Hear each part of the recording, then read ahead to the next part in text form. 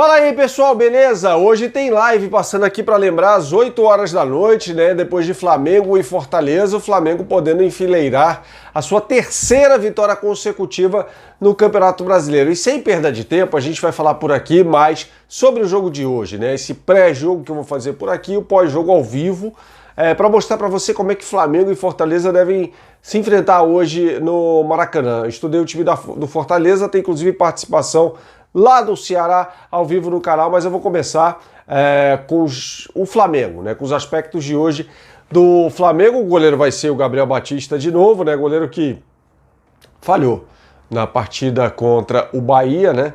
No segundo gol do Bahia. O goleiro, eu já tinha falado aqui, né, sobre a atuação dele quando entrou contra o Goiás no ano passado, um jogo super esquisito no Serra Dourada, quando o Flamengo vencia por 2-0, tomou ali o 2-2. Então é um goleiro que, assim, se ele fosse tirado pelo técnico Domenech, o Domenech ia queimar o Gabriel.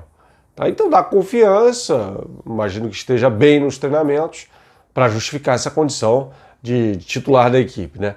Lateral direito, bom, o Isla não jogava há 5 meses, jogou a primeira partida como titular. Ele tem duas opções aqui, ou o Isla, continuando, e aí eu já trouxe um vídeo que está aqui sobre o Isla, inclusive, né, falando que ele já tem números em 2 jogos melhores do que o Rafinha, em 2 jogos. Pessoal, mas você está comparando o universo de 2 jogos, mas são 2 jogos do Rafinha no Campeonato Brasileiro, não são 2 jogos aleatórios, não. Então eu estou comparando na mesma competição, tá? E os 2 únicos jogos do Rafinha. Ou ele pode botar o René na lateral esquerda. Como o René jogou já como titular contra o Santos e contra o Bahia, acho que ele vai de Isla, que vai ter uma canseira com o Osvaldo, que é o ponto esquerda do time do Fortaleza. Não é uma canseira como foi a do Soteldo, por exemplo, mas é um lateral, é um ponta arisco, né? Jogou no Fluminense, jogou no São Paulo, é um jogador bem conhecido aí do torcedor, tá? Na zaga, o Rodrigo Caio começou 7 jogos até aqui, então eu acho que ele vai de Tuller e Léo Pereira, que não vai trocar os 2 zagueiros, né? O lateral esquerdo acho que volta o Felipe Luiz. No meio de campo, acho que ele vai de Arão, Gerson, ou Gerson e Diego, né? Se a gente for pensar no 4-2-3-1 com o qual o Flamengo jogou na partida contra o Bahia, né? Everton Ribeiro como meia, Gabigol, Pedro e Pedro Rocha. Acho que é a escalação do Flamengo que eu apostaria, né? São esses aí. Vale lembrar que o Flamengo jogou nesse sistema 4-2-3-1, mas defendendo, você vê a imagem do jogo contra o Bahia, era um típico 4-4-2, né? Então essa formação com 2 linhas de 4 e 2, que eram o Arrascaeta e o Pedro, né, mais adiante, o Pedro Rocha e o Everton dos lados, sem tanta amplitude, assim, o Flamengo não jogou com aquela amplitude, os laterais jogando mais aberto do que os pontas, especificamente nesse jogo contra o Bahia, né? Assim, não é inegociável isso pro Domenech, ele está conhecendo o time ainda, está conhecendo as virtudes dos times, do time no caso, né, do time do Flamengo, e vai implementando à medida um híbrido ali das convicções dele versus o que esse time pode entregar em termos de futebol. O Arrascaeta jogou demais, para mim foi o melhor em campo contra o Bahia, mas como vem como titular Santos e Bahia, eu acho que ele vai para o banco, tentando imaginar aqui a lógica do técnico Domenech, tá? Agora é hora de falar do Fortaleza.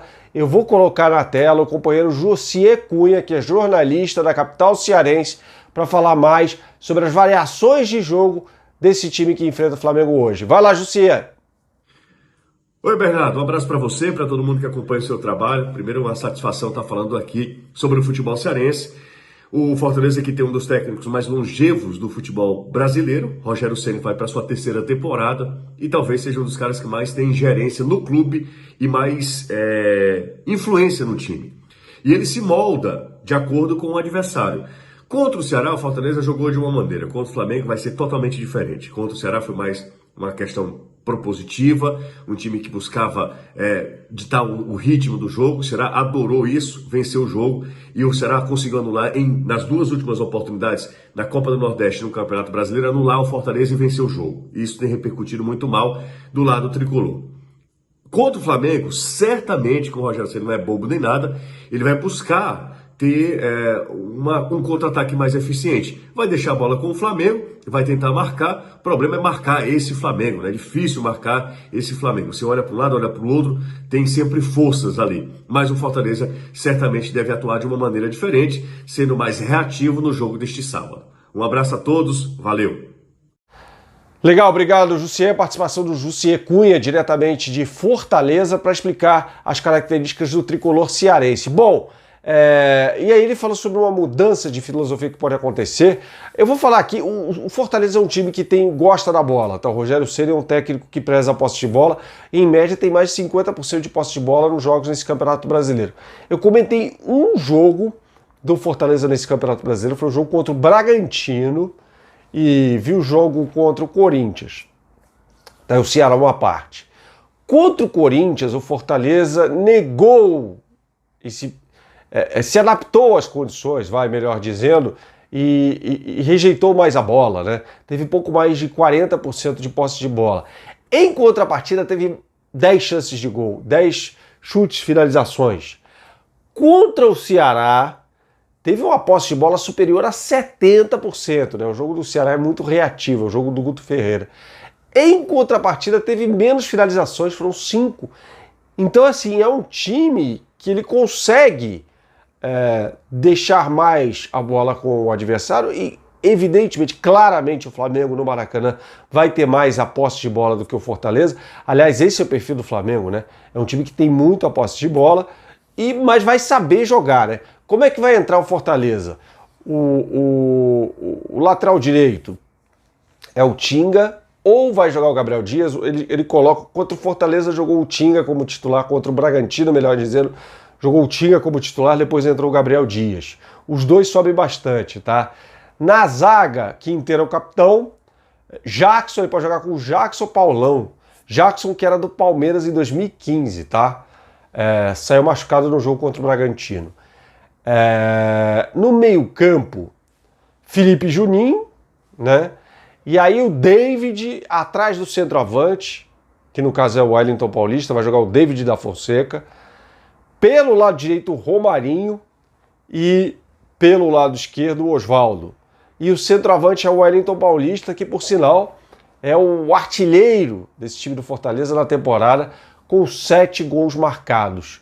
O destaque, bota na tela aí, o Osvaldo, que tem 2 gols no Campeonato Brasileiro, joga ali como meia. Osvaldo não, gente, o Romarinho, tá? Fazendo confusão demais hoje. Romarinho, que fez um gol contra o Corinthians, fez um gol contra o Bragantino, portanto os 2 gols dele no Campeonato Brasileiro. É o meia-direita, joga bastante junto com o lateral. Levou um problemaço no jogo do Bragantino, né? Porque o lateral... O Everson foi expulso naquela partida, do lateral esquerdo. Aí o técnico Felipe Conceição recuou o Morato, que é uma espécie de ponta esquerda lá do Bragantino. E o Morato tomou uma canseira danada. Esse jogo, essa derrota por 3-0, resultou na demissão, inclusive, do técnico Felipe Conceição do Bragantino.